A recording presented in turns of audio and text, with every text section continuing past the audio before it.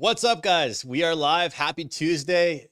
Andrew and Terry with you to break down some NHL preseason games. I've been on Terry's channel a few times and happy to have him on my side this time. So, Terry, thanks for being here with me.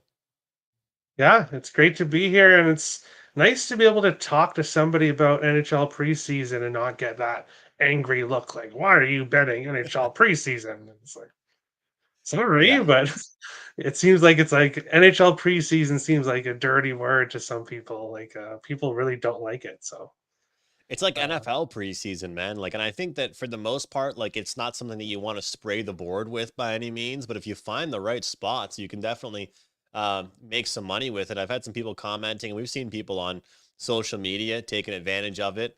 One thing that I always say with the preseason, like the big play I had yesterday was the Seattle and Calgary game over. And the funny thing is for both teams, it's kind of a mixture of vets on one team, but also some younger players, and then the other team had some younger play. You almost want that mixture of motivation. You want that mixture of like, because I've noticed this. Like, it's not like every single time you've got the top six playing for one team, they're gonna win. And I always tell the story of last year when the Penguins and Senators played in Halifax. Obviously, everybody was excited to see Crosby play, right? They got shut out. Like the younger guys from the Senators were more focused. Letang, Carlson, those guys are just getting their legs going, right? Like they don't care about the preseason as much. So, is there any tips that you'd say that you'd look for? And like, I know you're following the lineups really closely and trying to jump on the best odds you can, which is always a good way, but especially in the preseason. But any tips you'd give for preseason betting? yeah, I'm very low volume in the preseason. I do like the lineups um, to see who has the lineup advantage.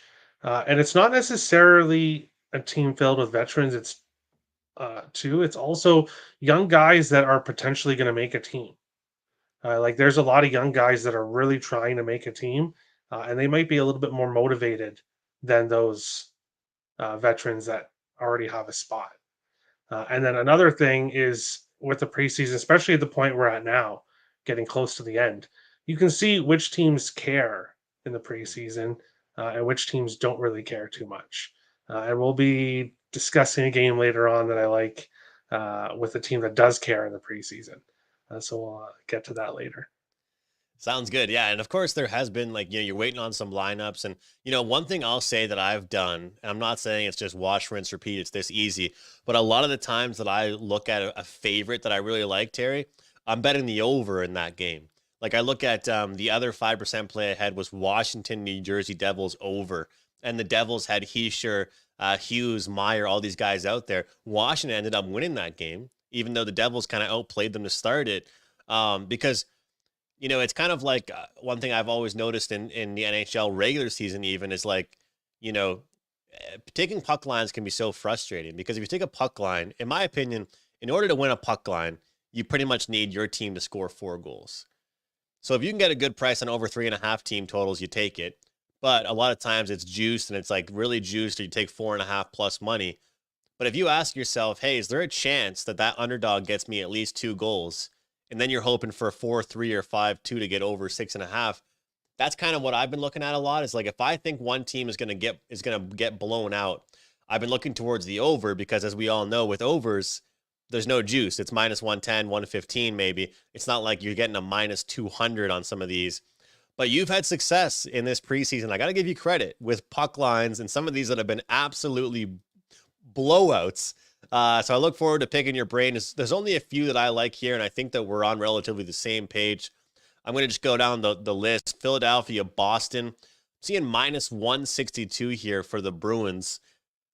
Overall, this Bruins team, they've been kind of feisty this preseason, but I haven't really been involved in them too much. Have you been involved? I mean, Philadelphia, a team that definitely cares in the preseason.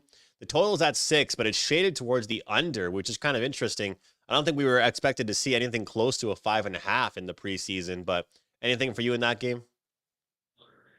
No, I'm very selective in the preseason. So there are two games I have plays in. I Okay. didn't really look at this one too much. Uh, with all the kind of drama that's going on with the Bruins right now, that would kind of make me want to look more to Philly. But I would want to see that Mishkov is in the lineup. He's been just great for the Flyers so far in the preseason. So that's what I'd be looking at there, but no play for me. Yeah, he's been great. The question is, can it translate to the regular season? Hopefully it can, but I kind of think they're going to be an over team, and it makes me laugh because Torts like hates bad defensive hockey, but they're going to be like an up and down team that could, see some goals throughout the regular season. Senators, Canadians, worth noting. The Canadians, of course, everybody knows my favorite team. They have not gone over the total once this preseason. There's not been one over so far. Is that just a mix of not being able to score? Is it a mix of decent defense? I think one thing to mention is that the defensive core has got a lot of young guys besides the top two players, right? With Savard and Matheson. There's Struble, Barron, Gouley, of course, but I don't think he's playing because he had the appendix removal. There, of course, a Jack guy and of Hudson. A lot of guys, I guess, trying to like solidify their spots. So the games have definitely meant a lot to them. But then, I'll be honest, this isn't a bet that I'm making, or at least I'll say I haven't made this yet. Something tells me you look at this lineup, Terry, and you think, well, this is the worst lineup they've put out so far. And watch this be the one that goes over, right? Sometimes it's just how it goes, like, because you've got guys that are competing for spots, like Kapanen is getting another shot out there. Emil Heineman is getting a shot out there. I think Joshua Waugh is playing on the top line. Kirby Doc is still getting fresh. And Ottawa is playing Batherson, Pinto, Norris, Stutzla. And you know what's funny is like you're seeing over 6.5 plus 105. And it's a good feeling when you don't have to take an over at minus 115 or 120, right? It is 6.5, but I don't know if I'm going to get to the window. I'm not sure if I'm going to get to the window, but something tells me this could be the shocker, right? No Suzuki, no Slavkovsky, obviously Line A out for the year, which pains me to say that out loud. Caulfield not there. So put me on record, Terry. I kind of have a funny feeling that this could be one of those. And again, what did I say before? When you have a minus 200 or higher, I like looking towards these overs. I don't know if you have a play on this game, but Ottawa clearly has the better lineup, but Montreal has a lot of hungry players going into this game. Yeah, I'm seeing the six. I'm seeing a lot of sixes at minus 110. Okay. Well, then I would take that. And I'm sorry. I just have one book open. okay, yeah, no worries. But when it comes to a total here, I did read that Allmark is going to be playing the full game. Okay. So that's kind of interesting. And then, as you said, with Montreal, they've played 4 games and they've allowed 4 goals. So it's Yeah. not necessarily not being able to score, it's that they're just not giving up any goals. So obviously, it is just 4 games. You're going to get that game where all of a sudden the goals do come in. So I could see the goals coming in, but yeah, 10 goals for 4 goals against uh, for the Habs. That scares me off and over. And then Mm. Ottawa, 12 goals for, 14 goals against. So they've obviously allowed more, but um, that would I'd be a little bit nervous with Allmark in net and yeah, with Allmark in net and with how the Habs have played this Maybe I'll just preseason. watch it as a fan. Maybe I'll just toss it on the TV as a fan tonight. But the power play too, Terry. Like their game against the Leafs Saturday night when Line got injured and there were a bunch of fights. You know how it's like sometimes those games that have all the power plays, but it's so hard for any momentum because it's almost like the whole point of the game was everyone to just be rough. There was no scoring involved, just being rough, and their other game, even against the Maple Leafs, that was low scoring, 2-1, could have gone over the total. I think Dobish, his name for Montreal, the goalie, I thought it was Dobes, but apparently it's Dobish. He performed like vintage, like Patrick Waugh against the Leafs. So he kept that game under the total. And I know it sounds funny for me to say that way when it was only 2-1, but it very well could have been like 4-2, 5-3 with how crazy that game was. So Um, I'm just going to tell people to be weary of taking the Sens tonight, just because I think that this game means a lot to a few people on the Habs roster. With Patrick Laine going down, I'm not sure how much you know about this guy, Terry. Like, I only know about him because I'm a Habs fan, but this guy, Oliver Kapanen, he either stays with the Habs or he goes back to, I think, Sweden. He's finished, but he goes back to Sweden, I think. So he's not going to go to Laval. So he kind of, it's one or the other for him. And then obviously, I'm sure he hates that Line got injured and feels bad for the team, but deep in his heart, he knows what that means for him. He might have just found himself a roster spot. So they're resting all the top guys, which, I mean, how could you blame anybody when after seeing Line get hurt, do you want anybody to get hurt? Hudson's resting all these guys.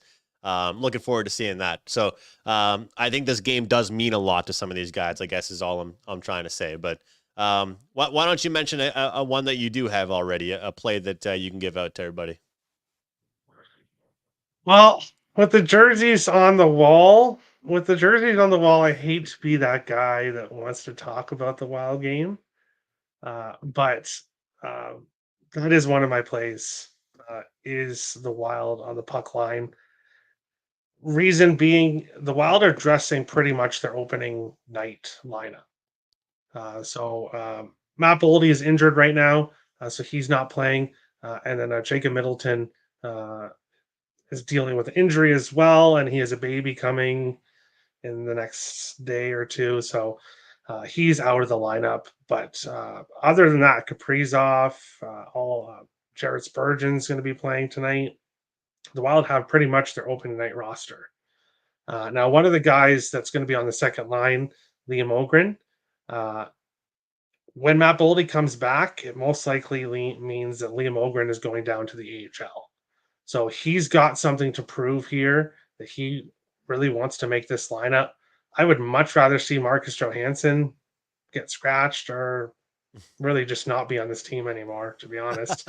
Yeah, Marcus, I don't like him. He will have that game where he scores a goal and has 2 assists and just looks like this amazing player, and you're like, wow, and then you won't notice him for a month. And then he'll have that game where he's just great, and then you won't notice him for a month. So that's not the type of player I like. So Liam Ogren has something to prove tonight on that third line.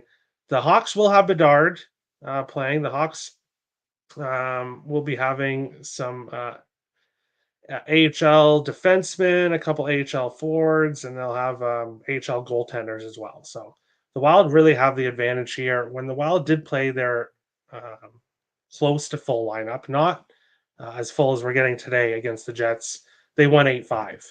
And I was on the Wild puck line in that game. The over. I'll take, The yeah, over. I'll take the Wild puck line again here. And I want to talk you off the over if you were looking at that here. As I said, the Hawks will have their AHL goaltenders in. It is a total of 6. Philip Gustafson is starting, but I can see him letting in a few goals. So really, I could see the over 6. And then I'm on the Wild puck line. I think the Wild power play, which was really nice, really hot in the first game with Kaprizov and those guys, I think it gets going here tonight. And see, the funny thing is, a lot of times for, like I said, in order for these puck lines to hit the team, you're expecting in your head 3, 4, 5 goals, right? I mean, unless you're thinking they're going to win 2-0 or 3-1, for a puck line, you need to get 3+ goals. And, you know, they put up 8 the last time they iced their regular roster. Now, the big thing for some of these teams is not as much just their offense with the regular rosters. It's getting into defensive form. As we always say, and you and I were talking about some of the games to start the season off where it's not as much the defense or the offense that they forget about. It's the defensive intensity of an NHL, physical game. That's why, it's tough because as someone that's a fan of a team that just lost another star player, I get why people are against so many preseason games, but it's important for people to get back into game shape before the regular season begins. So it's such a hard balance, like look at a league like the NFL. There's some guys that quarterbacks don't even play in the preseason. And a lot of times those players and teams suffer. Look at Kirk Cousins week 1, versus the rest of the season so far looked a little bit better. in the next few games compared to how he did in week one. Um, so that was actually an over I had circles. You sent me the lineup. I looked at Chicago's lineup and I was like, you know what? I think we're going to see some goals in this one. So, I mean, that puck line, though, you got to love the price that you're going to get on something like that with a dominant lineup like the Minnesota one has. Because you ask yourself, realistically, in the regular season, what's the price between these two teams in general? And then you look at it now, like honestly, I know this might sound crazy to some people. If you said to me that you're gonna put together like a -1, I wouldn't even fault anybody. But in the preseason, it can be kind of risky to do just a -1, money line. When you're up as high as like -225, 230.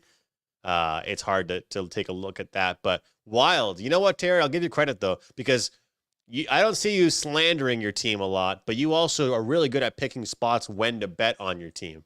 You know, and for me, I'm going to be completely transparent with the Canadians during the year. I probably should bet against them more. They've been brutal for years, but I've been really good at betting totals in their games. It's kind of like my mental compromise. I don't like going against my team. I don't really bet on them either. So with Wager Talk, I'm either betting unders or overs with Habs games. That way the game can be at least a little bit more enjoyable for me if I'm on them or if I'm against them. If I take an over and they lose 5-3, at least the over hit. If they win 5-3, the over still hits. So at least that's kind of nice. But no, hats off to you because you've had a really good read on your team. And honestly, some people aren't good at keeping their biases aside, right? So I respect that you will pick your spots and you're not betting on them 82 games out of the year. Vegas and Colorado, I'm seeing -300 here for Colorado. Clear indication of a home team that's, dressing a very suitable lineup in this one. The funny thing is I actually like the under in this game. So like I said, I like to try and bet totals to avoid the chalk. And a lot of times I know I said that, when you got a big chalk, you can look towards betting the over. Something tells me we're going to see a defensive game out of the Avs here. The bottom six they have, Terry, not really a lot of goal scorers, sandpaper players, the guys that will play 200-foot hockey, which is exactly what they need. When McKinnon's not on the ice, they need some guys that can be reliable to maybe not score, but to protect their own end. And of course, Vegas not really suiting up the best lineup. So I lean towards the under. That's a play I'd give out here. I also think Columbus is going to get their asses kicked tonight after they've had a couple of decent performances in a row. But that's another minus 280 or whatever the number is now. So anything else you have to mention? Any picks? Yeah, I'm looking at the Utah game. So this Utah Hockey Club, I'm very high in Utah for the regular season. I think they're going to have a great season, and part of it really is going from Arizona to Utah and playing in that really small rink. And then when you watched, because obviously I watched a lot of Arizona games, of course, when they played the Wild, and Minnesota's on the road in Arizona, and I'm hearing on the TV, "Let's go Wild" chants, clear as day in Arizona. And it's just like that has to get to the players like that, like playing a full season and not really having a home arena. Mhm. I watched the preseason game so far in Utah, and the fans were loud. The fans were loud, and they're not in Utah tonight, but this Utah Hockey Club has played really well this preseason. They are 3-1 in the preseason so far, and I like them here. They are dressing a lot of their regular players. Um, Josh Doan is going to be in the lineup. So is Tisha Ginla. So you've got some well-known Yeah. names there. It'll be really interesting. I think those two eventually, I can see them on a line together for Utah and dominating this league one day. So young players that have something to prove. Ginla is not going to be making the team, but Josh Doan has a very good chance at making the team. So there you've got someone motivated. The Sharks, I'm sure Celebrini will probably be playing today. But really, when you look at it, one player is not enough for me to kind of get off a play. So right now, the lines are not really available in a lot of books, so I have not pulled the trigger on it here. And as I say that, it's finally on Bet365 now. I saw that. Uh, Yeah. yeah, Utah in regulation -115. I'm pulling the trigger on that as soon as we're done this show. So those will be my two plays. I really like this Utah team. I think they're going to be a team to watch this year. Well, they kind of went from a team that was like slowly surprising teams. Like they'd catch good teams like the Leafs in a flat spot, the Bruins in a flat spot. But now they're, I think, like you said, on the ice and off the ice, business wise and hockey wise, they can be taken a lot more serious. That's just how it is. Like you can take them a little bit more seriously, um, and they've got more guys. Overall, this going into this season that have been around the block, the younger guys, the prospects aren't just prospects anymore. They're key guys on the team, which, like you said about Arizona, man, that barn was 2,000 people. You got Dylan Gunther getting more fans in college than he had in, you know, some of those guys. So that's tough. Then I'm right there with you. I like that one. I'm debating how to play it, whether I do the regulation, whether I do a -1. What's the current number I'm seeing on the puck line there is +145. So -175 on the money line, +145 on the puck line there with that one. The last one that I'll say, like I said, Columbus and St. Louis, we're seeing -300 there. If I think that's an overplay. I think we're going to see just a ton of goals. When Columbus loses, they don't lose pretty, Terry. They lose by getting their asses kicked. So I can't see them losing 2-1, 3-1. They're probably going to I hate that in the preseason you can't bet team totals at most books, because if this was a team total, I'd be taking like the plus money, whether it's 4.5 over or whatever it may be. But I think we're going to definitely see St. Louis put on a show. But we only really left a few games off the board, and well, there's a reason why we're not talking about the Rangers Devils. The total's 5.5, and one team is -470. So they're expecting like a 5-0 win for this Rangers team. It's because all the Devils players are in Yeah. Prague, Yeah. sorry. So they're all getting ready for their regular season game in 4 days. So yeah, that's why that price is like that. But yeah, there's no way. Um, I don't bet anything past -135 myself. So Rangers puck line -175. It's just not happening. That's It's not crazy. happening. That is crazy. I mean, I can't believe the total is 5.5 for a game that's -470. That's interesting. That's interesting. I got to be careful I don't get involved in too many preseason games here, Terry. But guys, TE Picks, right, Terry? That's TE Picks. You're at Yeah, cappertech.com. Is that where you can find you? yeah, all my premium plays. CFL, NFL, baseball, of course, NHL, and you're doing shows on a daily basis. Guys, Terry did shows previewing every single team. I'm impressed. I was happy to join you with the Montreal. But yeah, I'm here every day at 3:30 Eastern time. You guys can join us. Hit the like button and subscribe on YouTube. We'll see you next time.